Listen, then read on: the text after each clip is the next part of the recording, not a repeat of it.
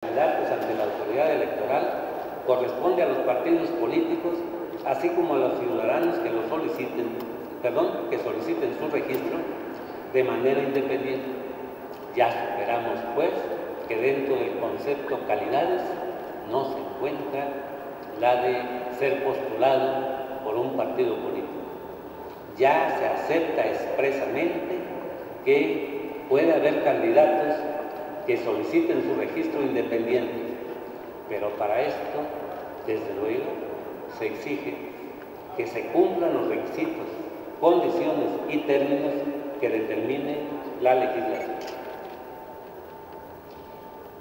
El riesgo de frustración de las candidaturas independientes ahora tiene más caminos. Si antes solo con el concepto calidades se frustraron, ahora con el de requisitos, condiciones y términos, pues facilitaría con una intención determinada hacer nugatorias nuevamente las candidaturas independientes. Por esto la preocupación de reflexionar con integridad, con buenos propósitos, ¿qué es lo que se debe legislar para la participación de candidatos independientes? Desde aquellos tiempos de hace 12 años, me referí a los elementos mínimos de una regulación. Después de estudiar algún desarrollo legislativo de la propia República Mexicana, donde, por cierto, se regularon candidatos independientes, no como se dice con frecuencia en los medios, que es la primera vez en la historia que se ve. Esto es falso. En la ley, si mal no recuerdo, de 1918, estaban claramente reguladas las candidaturas de los partidos políticos y las candidaturas independientes. Estos tipos de antecedentes creo que pueden ser de gran utilidad para que ahora nos ayuden a normar el criterio correspondiente. Pero al estudiar estos y otros antecedentes, inclusive externos, en aquella ocasión llegué a la conclusión de que los elementos mínimos de una regulación serían los siguientes. 1. Los requisitos que debe reunir un ciudadano para obtener de la autoridad electoral el registro como candidato independiente, además, desde luego, de los requisitos de elegibilidad. Y que en esto debe tenerse en cuenta a determinada representatividad o apoyo de la ciudadanía, la cual ha de ser considerable, no solo para evitar proliferación de candidaturas, sino también para estimar que existen condiciones reales de competencia respecto de los candidatos de los partidos. Es decir, que no el portero con los 10 jugadores del equipo y el entrenador ya pudieran formar una candidatura independiente, sino que hubiera una mayor representatividad. B. Una organización, aunque fuera eventual, para el único fin de contender y ejecutar adecuadamente el cargo para el cual se postula de llegar a obtener.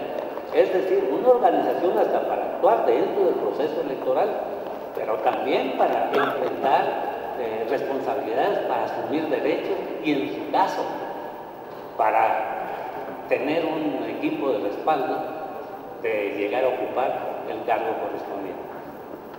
C. Contar con un programa o plataforma política indispensable como oferta para la ciudadanía. D. Alguna declaración de principios, la obligación de no someterse a acuerdo alguno por el que se subordine a alguna organización internacional o lo haga depender de entidades políticas extranjeras, el deber de no solicitar y rechazar todo apoyo de entidades o organizaciones extranjeras, así como de asociaciones religiosas o iglesias, y el deber de llevar a cabo sus actividades sin violencia, por medios pacíficos y por la vía democrática. La comprobación de no depender o estar subordinado a alguna organización política extranjera o religiosa. 2. Los derechos y obligaciones que le correspondan a un candidato independiente dentro del proceso electoral en los que se podrían contar. A. Si deben usar o no un distintivo, emblema o color. B. Prerrogativas, usos de medios de comunicación y financiamiento público. C. Mantener adecuadamente su organización y sus recursos materiales. D. Establecer y mantener domicilio para la candidatura y comunicarlo a las autoridades electorales. E. Cumplir los acuerdos de tales autoridades. F. Dar difusión a su plataforma electoral en determinada forma y periodicidad. G. Respetar su declaración de principios, así como los que rigen el proceso electoral. H. Permitir auditorías sobre el origen y manejo de sus finanzas a cargo de la autoridad electoral, etc. 3. La forma y medida en que tendría acceso a los medios de comunicación para promover su candidatura, sin afectar los derechos que al respecto tienen los partidos políticos, es decir, tratando de guardar equidad, considerando la naturaleza y funciones de los partidos políticos y a su vez la condición o posición que ha de guardar el candidato independiente en relación con ellos. 4. Su financiamiento, tomando en consideración si puede ser público o privado, en qué monto, cómo debe aplicarlo, si se le va a establecer un tope de gastos y en qué medida. Todo esto tratando de guardar equidad con el derecho que al efecto tienen los partidos políticos. 5. Finalmente, cuáles reglas se van a adoptar para la fiscalización sobre el origen y aplicación de sus recursos por la autoridad electoral. En este lapso mayor de una década se han abierto ensayos en algunos estados de la República y afortunadamente en general se han fijado, se han orientado en el sentido de regular este tipo de situaciones y han agregado algunas otras, a veces de manera saludable, con creatividad, con ingenio, con disposición de avanzar. Lamentablemente no todos los caminos ensayados son, pues, cuando menos dejan, o en mí cuando menos, dejan la total satisfacción. Hay algo que es crucial, la representatividad. Hemos estado observando que se exigen porcentajes altos para que puedan participar candidatos independientes, que van generalmente de menor a mayor, pero partiendo de la gubernatura hacia los municipios especialmente. Para gobernador suele exigirse un 2% del padrón electoral vigente en la última elección.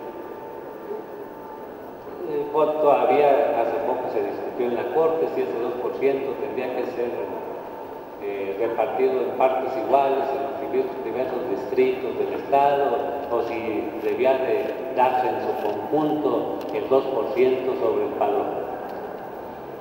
Pero lo curioso, al bajar las entidades, crece descomunalmente ese porcentaje. Así, en los municipios, de más chiquitos a más grandes, les van exigiendo de más a menos porcentaje. En municipios pequeños se exige el 15%, en 2 estados por lo menos que recuerdo. 15% del padrón electoral. Si tomamos en cuenta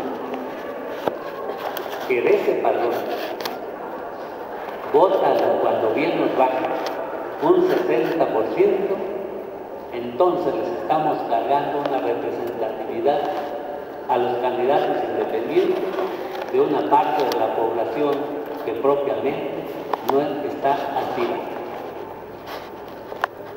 De manera que a la hora de traducirse en votos, ese 15% se podía convertir prácticamente como en el 25% de la votación que realmente se diera en las urnas. Caramba, que el candidato independiente que logre eso, pues ya le dé la constancia de la ley.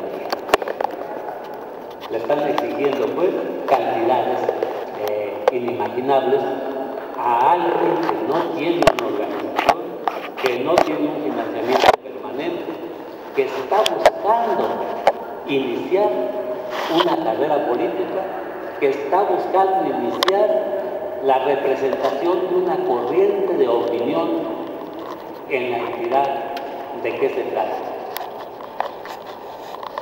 Creo que hay una total desproporción con ese tipo de exigencias con relación a los partidos políticos.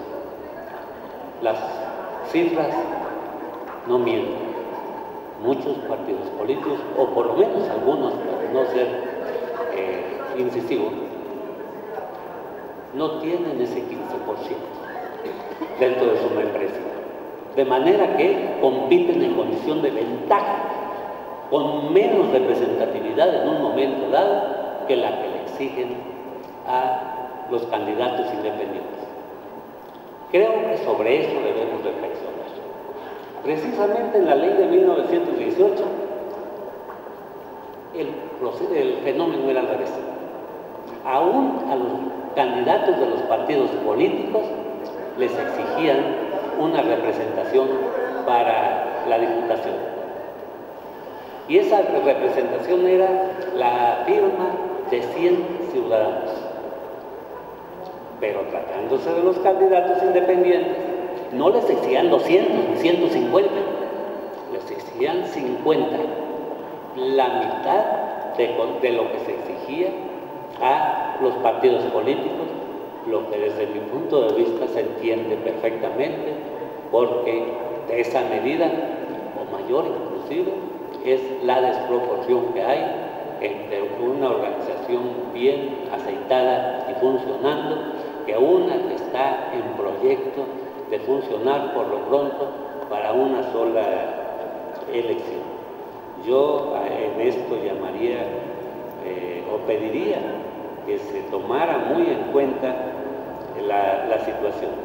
Por el otro lado, creo que sí debía de tomarse en cuenta más que todo la representación ante la ciudadanía activa, de manera que en lugar de exigir un porcentaje respecto del padrón electoral, de todo el contenido del padrón electoral, sabemos sobre todo una buena cantidad de jóvenes que tienen su credencial para entrar a los antros, mas no para ir a los centros de votación. Debía de tomarse respecto de los que efectivamente ocurrieron a las urnas en la última elección, respecto pues de la ciudadanía activa con los referentes numéricos que se tienen con certeza hasta ese momento.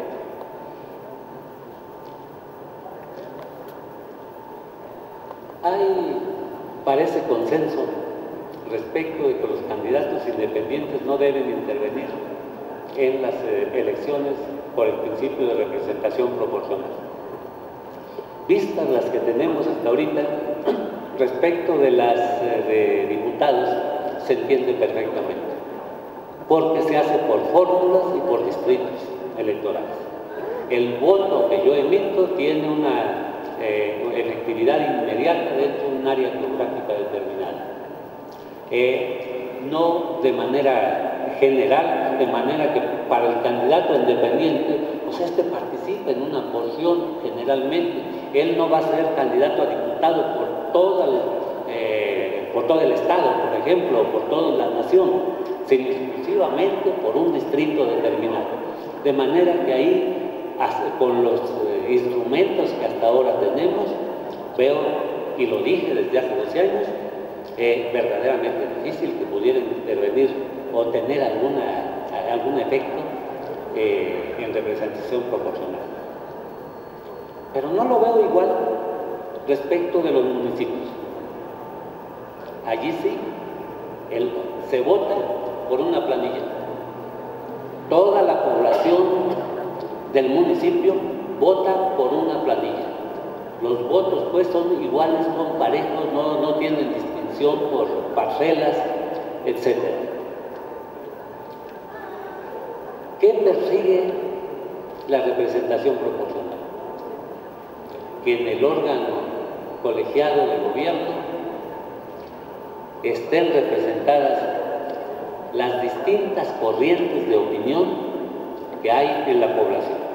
Es decir, hacer mucho más democrático un órgano de gobierno. ¿En dónde estaría la dificultad entonces para que en los municipios se admitiera la representación proporcional de los candidatos independientes? Voy a poner un ejemplo para dejarlo a su reflexión. Un partido político o coalición obtiene 45% de la votación para un ayuntamiento. En segundo lugar, queda un candidato independiente con 35% de la votación. Y ya llevaríamos el 80% de la votación. Y en tercer lugar, queda un partido político con el 10% de la votación. La representación proporcional, la corriente de opinión importante va a ser la del partido político que representa el 10% de la votación. Y va a quedar fuera una corriente de opinión emergente que logró cuestionar a un 35% de los votos del municipio. Se cumplirá con los fines de la elección por el principio de representación proporcional. Yo, por lo menos, lo cuestiono. Sabemos, quienes estamos dándole seguimiento a este tema, que en la Suprema Corte se acaba de ver un asunto del Estado de Quintana Roo, en donde un punto a discutir fue: ¿es válida la legislación que determina que al final de cuentas en la elección solo puede participar un candidato independiente, excluyendo a los demás? La Suprema Corte, por mayoría de votos, dijo que con aquel concepto tan manido de la libertad de configuración por parte de los estados, que también bien dijo un ministro, bajo ese nombre pues se puede justificar cualquier cosa, hacer lo que se quiera. Entonces, bajo el nombre de la libertad de configuración, se dijo que era correcto, que no había problema, que no limitaba el derecho de los demás ciudadanos a participar. A mí me llamó la atención. Quiero manifestarles que en principio yo veo con simpatía el sistema.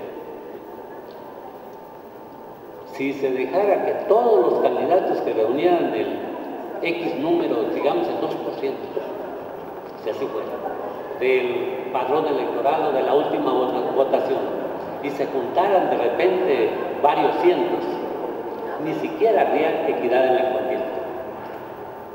Ni modo que a cada uno de ellos se les pusiera en condiciones económicas iguales de financiamiento que a los partidos políticos. Desde luego que eso no sería posible, además de todas las confusiones que se podían producir. Es correcto, los partidos políticos en la actualidad se logran su candidatura por comicios internos, por las llamadas precampañas. ¿Por qué no insertar en ese mismo periodo lo que hace el Estado de Quintana Roo, una especie de elección interna entre los candidatos o precandidatos independientes, para para que de allí salgan los que efectivamente tengan una importante representatividad para competir ante la ciudadanía con los candidatos de los partidos políticos. A mí me parece sano, me parece saludable. Lo que no me parece saludable es que se establezca una regla que no admite ninguna modificación, en el sentido que uno solo. ¿Por qué? Volvemos a lo mismo. La legislación dice, bueno, requisito, tiene un buen sistema, una especie de campaña para obtener el respaldo de los ciudadanos para que alguien sea candidato independiente. Hay un periodo, hay un proceso, y dentro de eso llama a los ciudadanos a que se manifiesten ante las autoridades electorales con su credencial de elector vigente, etcétera, que respalden a tal individuo, a tal ciudadano, para que sea candidato independiente. Es decir, es una pre-campaña, con una modalidad que no se establece en centros de votación, sino que los ciudadanos ocurren directamente, que no es voto secreto, sino que ahí se deben identificar, etcétera. Pero al final de cuentas es una pre-campaña. Y de allí obtienen solo al que obtenga primero 2% mínimo de respaldo respecto al padrón. 2, el que tenga, de allí para adelante, el que tenga más. Y yo vuelvo a los ejemplos. Y si de repente un ciudadano obtiene un respaldo del 15% de la población o del padrón, y otro obtiene el 14,5%, hay que sacrificar la corriente que representa un punto de vista por 14,5% de la ciudadanía, porque otro le ganó en ese proceso por medio punto. Yo creo que debía de admitirse la posibilidad de que cuando son altas las mediciones de representación de los aspirantes a candidatos independientes, debiera de admitirse más de uno. Desde luego, infinidad de pequeñas representaciones creo que no, pero cuando sean varias altas, yo creo que no hay motivo para sacrificar algunas de ellas. Lo de la pre-campaña, pues me parece correcto, creo que debería de adoptarse por parte de la legislatura federal. Financiamiento público-privado, pues creo que en el periodo ese de pre-campaña, pues debe ser predominantemente privado y desde luego perfectamente fiscalizado para los candidatos independientes. Algo que no se ve a lo mejor por los autores, pero que sí puede contaminar, puede ser candidato independiente y ser apoyado el candidato independiente por militantes de los partidos políticos, es decir, el líder estatal del partido X puede por su parte patrocinar a su candidato independiente, a su sobrino, a su ahijado, o a ver a quién, y decirle a un grupo ahí del mismo partido, vayan y respáldenlo. Yo creo que no. Yo creo que eso debería decirse con precisión, que no es posible, termino que no es posible la intervención de los militantes partidistas en los procesos de selección de los candidatos independientes, porque entonces ya se está deformando por completo la institución. Los militantes de los partidos escogieron un partido para, a través de él, emprender sus inquietudes políticas. Entonces pienso que esta es una regla que hasta ahorita no he visto en las legislaturas, pero que debía de adoptarse. Muchas gracias.